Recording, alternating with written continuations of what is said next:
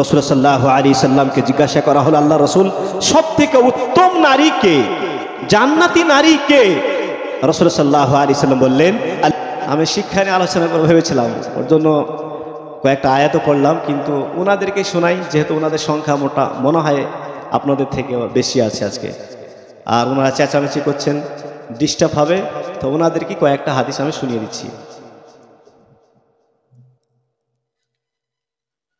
عن عبد الله بن عباس رضي الله تعالى عنهما قال قال النبي صلى الله عليه وسلم ألا أخبركم من أهل الجنة النبي في الجنة والصديق في الجنة والشهيد في الجنة والمولود في الجنة والرجل يزور أخاه لا يزوره إلا لله عز وجل ونساؤكم من أهل الجنة الودود العود على زوجها التي إذا غضب جاءت حتى تضع يدها في يد زوجها وتقول لا أذوق غمزا حتى ترضى সিলসিলাতুল সাহিহা সিলসিলাতুল আহাদিসের সাহিহার 127 নম্বর হাদিস।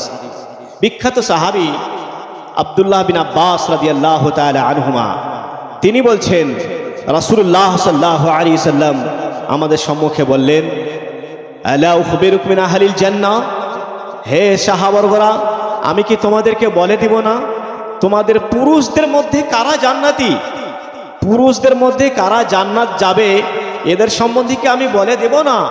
সাহাবায়ে কেরামেরা বললেন, অবশ্যই বলুন।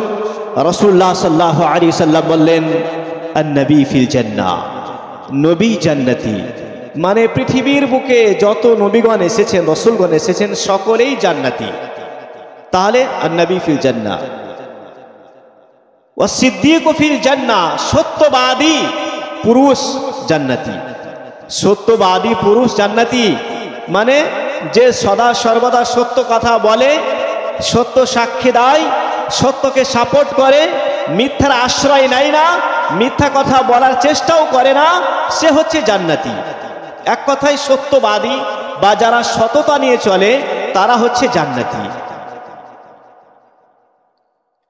অন্য হাদিসের মধ্যে বলা হয়েছে, বিখ্যাত সাহাবী আব্দুল্লাহ বিন মাসউদ রাদিয়াল্লাহু তাআলা আনহু থেকে বর্ণিত, তিনি বলেন, রাসূলুল্লাহ সাল্লাল্লাহু আলাইহি সাল্লাম বলছেন, আলাইকুম বিসিদক ফাইন্না সিদকা ইয়াহদি ইলাল বির ওয়া ইন্নাল বিররা ইয়াহদি ইলাল জান্নাহ ওয়া মা ইয়াজালু আর-রাজুলু ইয়াসদুকু ওয়া ইয়াতাহাররা সিদকা হাত্তা ইকতাবা ইনদাল্লাহি সিদ্দিকা।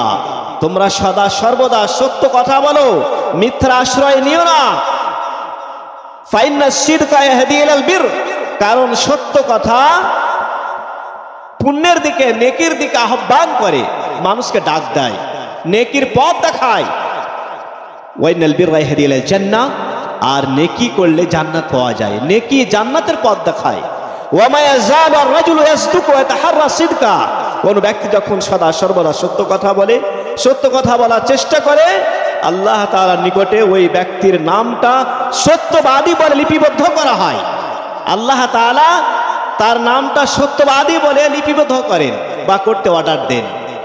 তাহলে এক ব্যক্তি যে সদা সর্বদা সত্য কথা বলে, তার কথার মাধ্যম দিয়ে সে জান্নাত লাভ করতে পারে, কারণ সত্য কথা মানুষকে জান্নাতের পথ দেখায়। তার বিপক্ষে রাসূল সাল্লাল্লাহু আলাইহি ওয়াসাল্লাম বলছেন, ওয়া ইয়াকুমুল কাযিব, আর তোমরা মিথ্যা কথা থেকে বেঁচে থাকো, মিথ্যা কথা থেকে সতর্ক থাকো। ফাইনাল কাযিবা ইয়াহদি ইলাল ফুজুর, কারণ মিথ্যা পাপের পথ দেখায়। ওয়াইনাল ফুজুরা ইয়াহদি ইলান নার, আর পাপ জাহান্নামে নিয়ে যায়। অতএব ওয়া মা ইয়াজালু আর-রাজুলু ইয়াকযিবু ওয়া ইয়াতাহাররাল কাযিবা, কোন ব্যক্তি যখন মিথ্যা কথা বলে এবং মিথ্যা কথা বলার চেষ্টা করে, তখন ওই ব্যক্তির নামটা আল্লাহ তাআলার নিকটে মিথ্যুক বলে লিপিবদ্ধ করা হয়। অমুক গ্রামের অমুক ব্যক্তি হচ্ছে মিথ্যুক, এভাবে লিপিবদ্ধ করা হয়। বলার উদ্দেশ্য হচ্ছে যে পুরুষদের মধ্যে কারা জান্নাতি, রাসূল সাল্লাল্লাহু আলাইহি সাল্লাম বললেন, আস-সিদ্দীকু ফিল জান্নাহ, সত্যবাদী সে পুরুষ জান্নাতি। ওয়াশ শাহীদু ফিল জান্নাহ, পুরুষদের মধ্যে কারা জান্নাতি, যারা আল্লাহ তাআলার পথে সংগ্রাম করতে গিয়ে শহীদ হয়ে গেছেন, আল্লাহ তাআলার পথে জিহাদ করতে গিয়ে, সংগ্রাম করতে গিয়ে শহীদ হয়েছেন, সেই শহীদ ব্যক্তিরাও জান্নাতি। ওয়াল মাউলুদু ফিল জান্নাহ, আর নবজাত শিশু, নবজাত শিশু সেও জান্নাতি। নবজাত শিশু মানে এখনো সে বালেগ হয়নি, এমন শিশু বা এমন কন্যা তারা যদি শৈশবকালে মারা যায় তাহলে তারাও বিনা হিসাবে জান্নাত যাবে। এর অনেক মতভেদ আছে, আমি সেদিকে যাচ্ছি না, আমি হালকা হালকা করে বলছি। তাহলে নবজাত শিশু বা কন্যা এরাও জান্নাতি। আর কে জান্নাতি? ওয়ারাজুলু ইয়াজুরু আখাহু লা ইয়াজুরহু ইল্লা লিল্লাহি আযজা ওয়া জাল। আর ওই ব্যক্তি জান্নাতি যে ব্যক্তি তার অপর ভাইকে দেখতে যায়, দর্শনে যায়, অসুস্থ অবস্থায় আছে, শয্যাশয়ী আছে, বিছানাগত হয়ে আছে, সেই অসুস্থ ব্যক্তিকে যে দেখতে যায়, দর্শনে যায়, যদি আল্লাহ তাআলা সন্তুষ্টি লাভের উদ্দেশ্যে যায় তবে সেই ব্যক্তি জান্নাতি। প্রিয় শ্রোতা মণ্ডলী, রাসূলুল্লাহ সাল্লাল্লাহু আলাইহি ওয়াসাল্লামের ভাষায় যারা পুরুষ, এই 5 শ্রেণী, এরা জান্নাতি।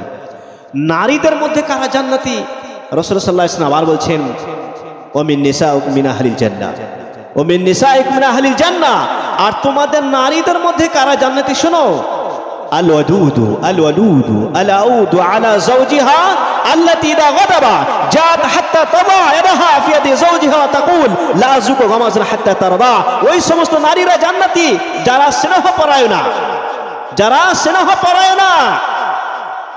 এবং ওই সমস্ত নারীরা জান্নাতি যারা বেশি বেশি সন্তান প্রসব করতে পারে। আর ওই সমস্ত নারীরা জান্নাতি যারা নিজেদের গভীর প্রেমকে স্বামীদের জন্য বিনিয়োগ করতে পারে। তাদের আসল প্রেম, আসল ভালোবাসা একমাত্র স্বামীর সঙ্গে জড়িয়ে রাখে। ওই সমস্ত নারীরা জান্নাতি। এমন জান্নাতি নারী আল্লাতী ইযা গাদাবা জাত হাত্তা তাদা ইয়াদাহা ফি ইয়াদি যাওজিহা, যদি কোনো কারণবশত তার স্বামী তার উপরে ক্রোধ করেন, রাগান্বিত হন, তাহলে ওই জান্নাতি নারী, আদর্শবান নারী স্বামীর হাতে হাত রেখে বলে, ও স্বামী গো, যতক্ষণ পর্যন্ত তুমি আমাকে ক্ষমা না করে দেবে, যতক্ষণ পর্যন্ত তুমি আমার প্রতি সন্তুষ্ট না হয়ে যাবে, ততক্ষণ পর্যন্ত আমি কোনো খাদ্যের স্বাদ আস্বাদন করবই না, কোনো খাদ্যই খাবো না। এরা হচ্ছে জান্নাতি নারী, এরা হচ্ছে জান্নাতি নারী। তাহলে বোঝা গেল যে নারীদের মধ্যে কোন নারীরা জান্নাত যাবে। রাসূলুল্লাহ সাল্লাল্লাহু আলাইহি ওয়াসাল্লাম স্পষ্ট ভাষায়, বিখ্যাত সাহাবী আবু হুরায়রা রাদিয়াল্লাহু তাআলা আনহু তিনি বলছেন, কিলা লি রাসূলিল্লাহি সাল্লাল্লাহু আলাইহি ওয়াসাল্লাম আইয়ুন নিসা খায়র। রাসূলুল্লাহ সাল্লাল্লাহু আলাইহি ওয়াসাল্লামকে জিজ্ঞাসা করা হলো, আল্লাহর রাসূল, সবথেকে উত্তম নারী কে, জান্নাতি নারী কে? রাসূলুল্লাহ সাল্লাল্লাহু আলাইহি ওয়াসাল্লাম বললেন, আল্লাতী তাসুররু ইযা নাযারা ইলাইহা। উত্তম এবং জান্নাতি নারী সেই নারী যেই নারীর দিকে স্বামী দৃষ্টিপাত করলে সঙ্গে সঙ্গে সেই নারী স্বামীকে আনন্দিত করে, খুশি করে। মানে স্বামী তার দিকে তাকালেন, দৃষ্টিপাত করলেন, সঙ্গে সঙ্গে সে নারী, সেই স্ত্রী স্বামীকে খুশি করেন, আনন্দিত করেন। এই নারী হচ্ছে জান্নাতি নারী। আল্লাতী তাসুররু ইযা নাযারা ইলাইহা ওয়া তুতিউহু ইযা আমারা। আর জান্নাতি নারী বলা হয়েছে সেই নারীকে যেই নারীকে তার স্বামী কিছু আদেশ করলে সঙ্গে সঙ্গে আদেশ পালন করে, স্বামীর কথা মতো চলে। ওয়ালা তুখালিফুহু ফি নাফসিহা ওয়া মালিহা বিমা ইয়াকরাহু। স্বামী তার ব্যক্তিগত বিষয়ে হোক অথবা তার মাল ধনের বিষয়ে হোক, স্বামী যা চান তার বাইরে সে যায় না, স্বামীর বিরোধিতা করে না, স্বামীর সঙ্গে মতানৈক্য করে না, ঝগড়া করে না। এই নারী হচ্ছে জান্নাতি নারী, আদর্শবান নারী। অন্য একটি হাদিসের মধ্যে, সাহিহ আল জামের 660 নম্বর হাদিস, সেখানে রাসূলুল্লাহ সাল্লাল্লাহু আলাইহি ওয়াসাল্লাম নারীদের ক্ষেত্রে বলেছেন, বেশি কাজ করা লাগে না জান্নাত যাওয়ার জন্য। ইদা সাল্লাতিল মারআতু খামসাহা ওয়া সামাত শাহরাহা ওয়া হাফিযাত ফারজাহা ওয়া আতাআত যাওজাহা কিলা লাহা উদখুলিল জান্নাহ মিন আইয়ি আবওয়াবিল জান্নাতি শি'তি। যখন নারীরা 5 ওয়াক্তের সালাত পড়ে, 5 ওয়াক্ত জামাত সহকারে, মানে তাদের যখন সময় হয় তখন বাড়িতে, মেয়েদের ক্ষেত্রে বলি, মেয়েরা যত নির্জন জায়গাতে নামাজ পড়ো তত বেশি নেকি পাবে, ঘরের যত কোণাতে নামাজ পড়ো তত বেশি নেকি পাবে। আজান হলো, সময় হলো, নামাজটা সাথে সাথে আদায় করে নিল। তাহলে ওই নারী, যে নারী সময়ে নামাজ আদায় করে, 5 ওয়াক্তের নামাজ ঠিকঠাক আদায় করে, সেই নারীর কথা বলা হচ্ছে ইদা সাল্লাতিল মারআতু খামসাহা ওয়া সামাত শাহরাহা। আর কি করে? পবিত্র রমাদান মাসে সিয়াম পালন করে। ওয়া হাফিযাত ফারজাহা। আর 3 নম্বরে বলা হয়েছে যে নিজের লজ্জাস্থানের গুপ্তাঙ্গের রক্ষণাবেক্ষণ করে, হেফাজত করে। নিজের লজ্জাস্থানের হেফাজত করে, রক্ষণাবেক্ষণ করে। ওয়া আতাআতু যাওজাহা, চতুর্থ নম্বরে বলা হয়েছে যে নারী নিজের স্বামীর কথা মতো চলে, স্বামীর আদেশ পালন করে, স্বামী যা বলে তাই শুনে। এই চারটা গুণ যদি থাকে কোনো নারীর মধ্যে, মানে নামাজ পড়া, সিয়াম পালন করা, নিজের লজ্জাস্থানের হেফাজত করা এবং স্বামীর কথা মতো চলা, এই চারটা যদি গুণ কোনো নারীর মধ্যে থাকে, সেই নারীকে কিয়ামতের দিবসে বলা হবে কিলা লাহা, তাকে বলা হবে উদখুলিল জান্নাহ, হে নারী তুমি জান্নাতে প্রবেশ করো। মিন আইয়া আবওয়াবিল জান্নাতি শিতি, জান্নাতের যে গেট দিয়ে, যে দরজা দিয়ে তোমার মন চায়, ইচ্ছা জাগে, সেই গেট দিয়ে, সেই দরজা দিয়ে তুমি প্রবেশ করো। এতটা অফার দেওয়া হবে কাদেরকে? যে সমস্ত নারীদের মধ্যে এই চারটা গুণ থাকবে, এই চারটা গুণ থাকবে, তাদেরকে এই অফারটা দেওয়া হবে।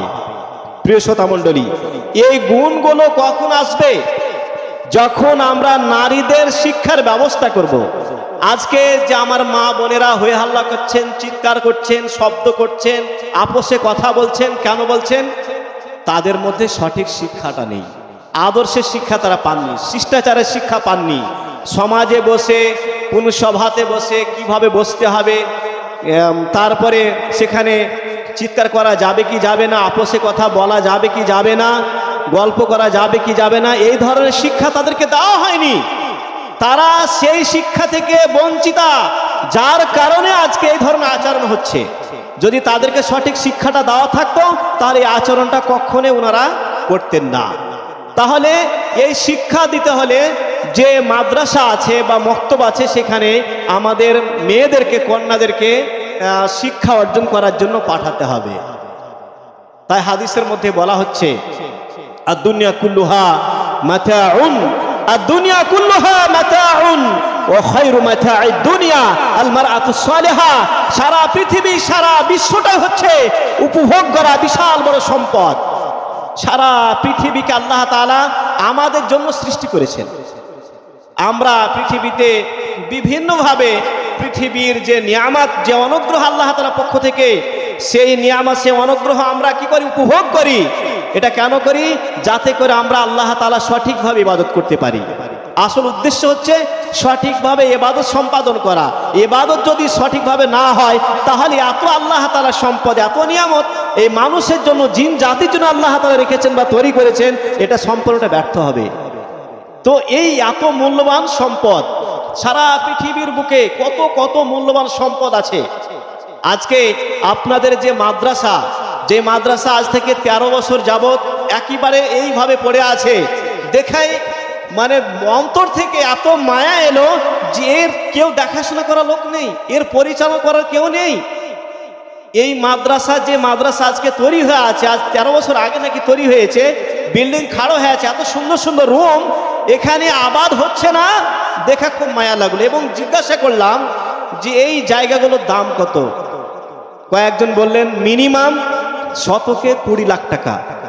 যদি এই জায়গার শতকে 20 লাখ টাকা দাম হয়, তাহলে এর থেকে যে বড় বড় শহর কত দাম? আমাদের ভারতবর্ষে কত বড় বড় শহর আছে। এই ভারতবর্ষের শহর বাদ দিয়ে ফরেনে আরো কত উন্নত মানের দেশ আছে, তাদের উন্নত মানের শহর, সেখানে অনেক রকমের সম্পদ। সেই সম্পদ থেকে নিয়ে এক কথায় সারা পৃথিবীর বিভিন্ন রকমের সম্পদ, জমি জায়গা, এই মানুষের গাড়ি বাড়ি, সোনা দানা রূপা, আর কত কি আছে, হীরামুক্তা, এই যে কত দাম। রাসূলুল্লাহ সাল্লাল্লাহু আলাইহি সাল্লামের স্পষ্ট ভাষায় যে সারা পৃথিবীর যত সম্পদ দেখছেন, এই সমস্ত সম্পদের থেকে সব থেকে কস্টলি এবং মূল্যবান সম্পদ হচ্ছে আল মারআতুস সালিহা, নেককার, দিনদার, সতী, সাধবী নারী। পড়ুন সুবহানাল্লাহ। নেককার, দিনদার যদি নারী হয়ে যায়, পরহেজগার, সংযমশীলা নারী যদি হয়ে যায়, তাকওয়াশীলা যদি নারী হয়ে যায়, দিনদার নারী হয়ে যায়, তাহলে সারা পৃথিবীর সম্পদের থেকেও তার মূল্য বেশি, তার দাম বেশি। কিন্তু আমরা, আমাদের মা ও বোনেরা, তারা যে মূল্যবান সম্পদ, কস্টলি সম্পদ, এই সম্পদের মূল্যায়ন তারা বুঝে না, তারা করতেও জানে না। তারা নিজেই যে এত কস্টলি তারা নিজেই জানে না।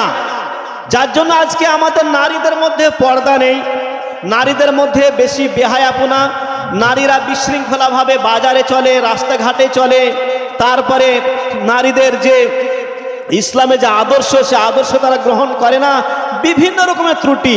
তারা নিজেকে যে পর্দার মধ্যে থেকে আল্লাহ তাআলা ইবাদত করতে হবে, আল্লাহ তাআলা তাদেরকে মূল্যবান সম্পদ হিসাবে এই পৃথিবীর বুকে আসার সুযোগ দিয়েছেন, তারা কিছুই বুঝে না, তারা বুঝে না।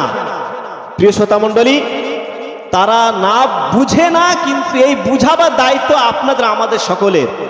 তাদের জন্য ভালো শিক্ষার ব্যবস্থা নিতে হবে, শিক্ষার ব্যবস্থা করতে হবে, এবং তাদেরকে যে মূল্যবান সম্পদ আল্লাহ তাআলা তৈরি করেছেন সেটা সমাজকে আমাদেরকে দেখিয়ে দিতে হবে। এটা আমাদের দায়িত্ব এবং কর্তব্য। প্রিয় শ্রোতা মণ্ডলী, মাদ্রাসার কথা বলছিলাম। এই মাদ্রাসা আবাদ হচ্ছে না, কত মায়া লাগছে, এত সুন্দর বিল্ডিং। মাদ্রাসায় যারা যে দান করেছেন, জমিদাতা আছেন, বিল্ডিং কেউ করে দিয়েছেন, আরও কেউ দেখাশোনা করেছেন, সকলের জন্য যেটা সাদকায়ে জারি, এটাও কিন্তু আপনারা হয়তো অনেকে জানেন না। এই ধরনের মাদ্রাসাতে যদি এক একটা টাকা আপনি কেউ লাগিয়েছেন, অর্থ দিয়েছেন, এক একটা টাকার বিনিময়ে যে আপনি জান্নাত পাবেন না এটা বলা যাবে না। এক টাকার বিনিময়ে আপনি জান্নাত পেতে পারেন, এটা আপনার জন্য সাদকায়ে জারিয়া হবে।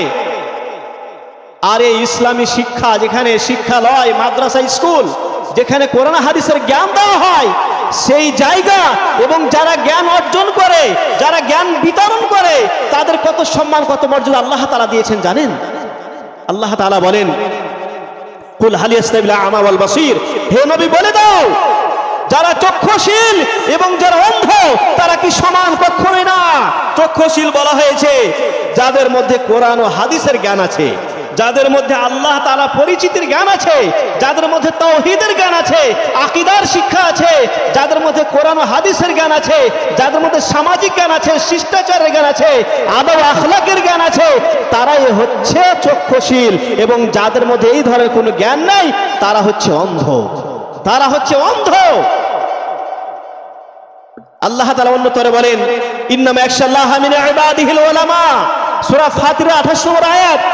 ওলামা সম্প্রদায়, আল্লাহ তাআলার অসংখ্য বান্দা, সেই অসংখ্য বান্দার মধ্যে যারা ওলামায়ে দ্বীন, তারা বেশি বেশি আল্লাহ তাআলাকে ভয় করে। কেন ভয় করে? কারণ তাদের মধ্যে জ্ঞান আছে, বিদ্যা আছে, শিক্ষা আছে, বলেই তো তারা বেশি বেশি ভয় করে। যার জন্য আল্লাহ তাআলা বলছেন, কুল হাল ইয়াস্তাবিল্লাযিনা ইয়ালামুনা ওয়াল্লাযিনা লা ইয়ালামুন, হে নবী বলে দাও, যাদের মধ্যে জ্ঞান আছে, যারা শিক্ষিত এবং যারা নিরক্ষর অশিক্ষিত, তারা কি সমান? কখনোই না। শিক্ষিত অশিক্ষিত কখনোই সমান হতে পারে না।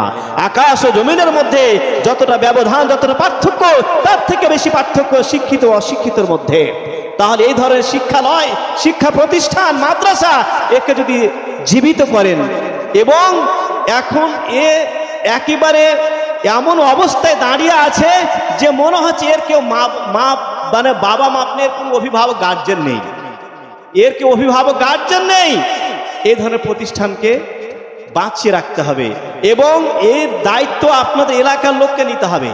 এই দায়িত্বটা আপনারাই নেবেন, কারণ এই সম্পদ যদি নষ্ট হয়ে যায় তাহলে কিয়ামতের দিবসে এই সর্বপ্রথমে এলাকাবাসীকে আল্লাহ তাআলার কাছে জবাবদিহি করতে হবে। প্রিয় শ্রোতা মণ্ডলী, শিক্ষার সম্বন্ধে বলছিলাম যে শিক্ষা এমন একটা বস্তু যে শিক্ষা কখনোই ধ্বংস হয় না। শিক্ষা বিতরণ করলে কখনোই ধ্বংস হয় না, বরং শিক্ষা বিতরণ করলে আরো তার ওই বিতরণে মানে বৃদ্ধি পায়। যারা শিক্ষিত তাদেরকে আল্লাহ তাআলা পার্থিব জীবনে সম্মানিত করেছেন, পরকালে সম্মান দিবেন। ইয়ারফাইল্লাহুল্লাযীনা আমানু মিনকুম ওয়াল্লাযীনা উতুল ইলমা দারাজাত। আল্লাহ তাআলা বলেন, যাদেরকে জ্ঞান দেওয়া হয়েছে এবং যাদেরকে ঈমান দেওয়া হয়েছে, যাদের ঈমান দেওয়া হয়েছে এবং যাদের জ্ঞান দেওয়া হয়েছে, আল্লাহ তাআলা তাদের জ্ঞানে আরো বৃদ্ধি করেন এবং তাদেরকে সম্মানিত বানান। আল্লাহ তাআলা ইহকালে সম্মান দেন, পারলৌকিক জীবনে তাদের সম্মান রক্ষিত আছে। আল্লাহ তাআলা সম্মান দাতা, আল্লাহ তাআলা সম্মান দেবেন, আল্লাহ তাআলা সম্মান দেবেন। আল্লাহ তাআলা যাকে ভালোবাসেন তাকেই তো দ্বীনের শিক্ষায় শিক্ষিত করেন। হাদিসের মধ্যে বলা হয়েছে, রাসূল সাল্লাল্লাহু আলাইহি সাল্লাম বলেন, ইন্নামা রাসূল সাল্লাল্লাহু আলাইহি সাল্লাম বলেন, মাইরিদিল্লাহু বিহি খায়রান ইউফাক্কিহু ফিদ্দীন। আল্লাহ তাআলা যার মঙ্গল চান, যাকে ভালোবাসেন, তাকে দ্বীনের শিক্ষায় শিক্ষিত করেন, দ্বীনের জ্ঞান দান করেন, দ্বীন বুঝার তাকে তৌফিক এনায়েত করেন। যাকে আল্লাহ তাআলা ভালোবাসেন, যাকে আল্লাহ তাআলা জান্নাত দেন, যাকে ভালোবাসেন, জান্নাতের পথকে সহজ করে দেন, তারা হচ্ছে শিক্ষার্থী। যারা শিক্ষা নিয়ে ব্যস্ত থাকে, যারা দিন চর্চা নিয়ে ব্যস্ত থাকে, দিন অর্জন করার জন্য যারা বাড়ি থেকে বেরিয়ে আসে, তাদের জান্নাতের পথকে সহজ করে দেন। রাসূল সাল্লাল্লাহু আলাইহি ওয়াসাল্লাম বলছেন, মান সালাকা তরিকান ইয়ালতামিসু ফীহি ইলমা সাহালাল্লাহু লাহু বিহি তরিকান ইলাল জান্নাহ। যে ব্যক্তি ইলম শিক্ষা করার জন্য বাড়ি থেকে বেরিয়ে আসে, আল্লাহ তাআলা তার জন্য জান্নাতের পথকে সহজ করে দেন। সারা পৃথিবীটা হচ্ছে অভিশপ্ত। আর দুনিয়া কুল্লুহা মালউনা, আর দুনিয়া কুল্লুহা মালউনা, মালউনুন মা ফিহা ইল্লা যিকরুল্লাহি তাআলা ওয়া মা আলাহু ওয়া আলিমান ওয়া মুতাআল্লিমান। সারা পৃথিবীটা হচ্ছে অভিশপ্ত। যতই পৃথিবী মূল্যবান সম্পদ হোক, আল্লাহ তাআলার নিকটে হচ্ছে পৃথিবীটা অভিশপ্ত। এবং পৃথিবীতে যা কিছু আছে সম্পূর্ণটা অভিশপ্ত।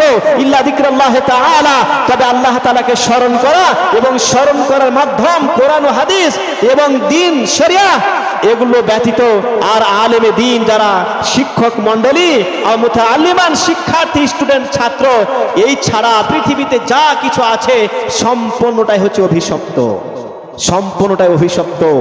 তাই আরবি কবি বলছেন, রাদিনা কিসমাতাল জব্বারি ফিনা, রাদিনা কিসমাতাল জব্বারি ফিনা, লানা ইলমুন ওয়ালিল জুহালি মালু, ফাইনাল মালা ইয়াফনা আন করিবিন ওয়া ইন্নাল ইলমা বাকিন লা ইয়াজালু। আলী রাদিয়াল্লাহু তাআলা আনহু তিনি বলছেন, রাদিনা কিসমাতাল জব্বারি ফিনা, আল্লাহ তাআলা পক্ষ থেকে যে আমাদের জন্য বন্টন, তাতে আমরা আনন্দিত, খুশি, উৎফুল্ল। কি আমাদের জন্য? লানা ইলমুন, আমাদের জন্য তো দ্বীনি শিক্ষা, এই মাদ্রাসার শিক্ষা আমাদের জন্য। ওয়ালিল জুহালি মালু, আর নিরক্ষর অশিক্ষিত এদের জন্য ধন সম্পদ। এরা ধন সম্পদ ছাড়া কিছুই বুঝে না। আর মেন শিক্ষা হচ্ছে আমাদের জন্য। ফাইনাল মালা ইয়াফনা আন করিবিন, অবশ্যই ধন সম্পদ ধ্বংস হয়ে যাবে, নষ্ট হয়ে যাবে। ওয়াইনাল ইলমা বাকিন লা ইয়াজালু, আর শিক্ষা জ্ঞান এটা সদা সর্বদা জীবিত থাকবে, চিরস্থায়ী হিসাবে জীবিত থাকবে।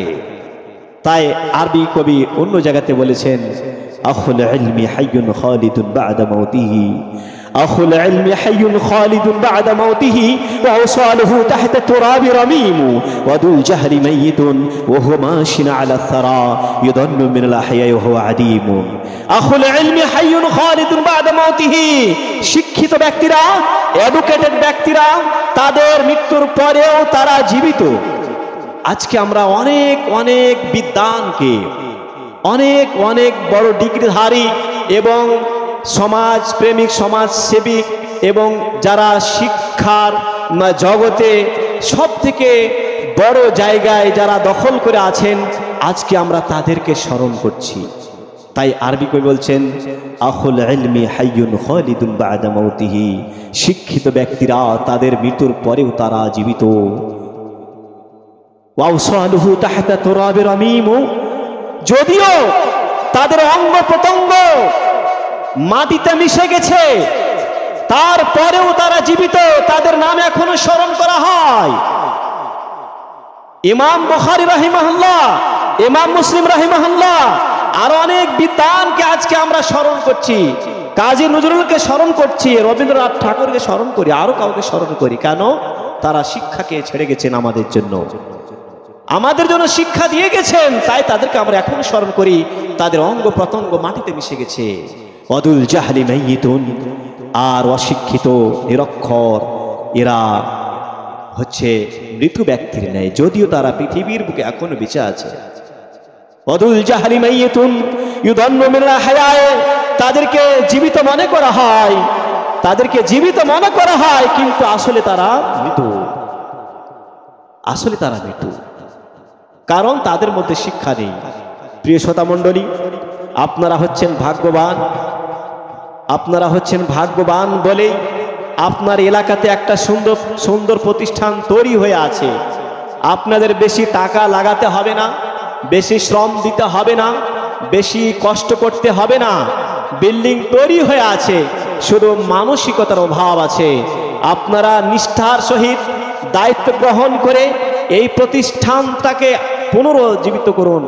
এই প্রতিষ্ঠানটা একেবারে এমন জায়গাতে পৌঁছে গেছে, মনে হয় যে এলাকাবাসী সব ইমান হারা হয়ে গেছেন, ইমান হারা হয়ে গেছেন।